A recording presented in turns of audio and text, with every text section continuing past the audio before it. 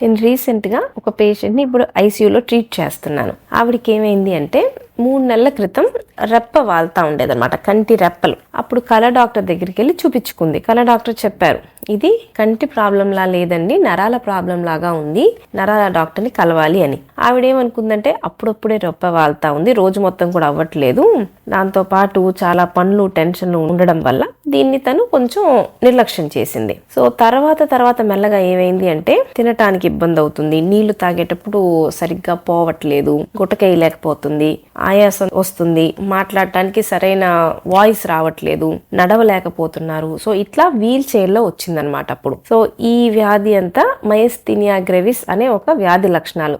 ఇది చాలా కనిపెట్టడం కొంచెం కష్టమే. ఎందుకు అంటే ఇది రొటీన్ గా చూసేది కాదు. దీంట్లో నరాలు అనేది పొద్దున్న లేచినప్పుడు ఫ్రెష్ గా బాగుంటాయి, కళ్ళు బాగా తెరుచుకుంటాయి, కొంచెం మాట్లాడటానికి ఓపిక అంతా ఉండేది. టైం గడిచే కొద్దీ మనం కండరాల్ని వాడే కొద్దీ మెల్లమెల్లగా వీక్నెస్ అనేది కండరాల్లో వచ్చేసింది. దాంతో సాయంకాలం అయ్యేటప్పటికి రెప్పలు వాలిపోవడం, మింగలేకపోవడం ఇట్లా వచ్చింది. దీంట్లో ఏంటి అంటే కంటి వరకే ఉన్నప్పుడు మనం టెస్టులు చేసుకొని టాబ్లెట్ స్టార్ట్ చేసుకుంటే మనకి మంచి ఇంప్రూవ్మెంట్ వచ్చింది. అదే మనకి మింగుడు వరకు వెళ్ళింది అంటే ఈ పార్ట్ కి, లంగ్స్ కి, అంటే ఛాతీ కండరాలకి, వీటికి వచ్చినప్పుడు మాత్రం హఠాత్తుగా ప్రాణాల మీదకి వచ్చే ఛాన్స్ ఉండేది. సడన్ గా వెంటిలేటర్ మీదకి వెళ్ళిపోతారు. సో మింగలేకపోతున్నారు అంటే ఇంకా మాకు ఆప్షన్ ఉండదు, వెంటనే ఐసీయూలో పెట్టి అబ్జర్వేషన్ లో పెట్టి దీనికి చాలా ఎక్స్పెన్సివ్ ఇంజెక్షన్స్ అవన్నీ పెట్టాల్సి వచ్చింది. చాలా ఖరీదవుద్ది ఈ స్టేజ్ లో మనం ట్రీట్మెంట్ స్టార్ట్ చేస్తే. కాకపోతే దాని గురించి అవగాహన లేక మనకి 3 months అనేది వేస్ట్ అయిపోయింది. ఆ 3 months వేస్ట్ అయిపోవడం వల్ల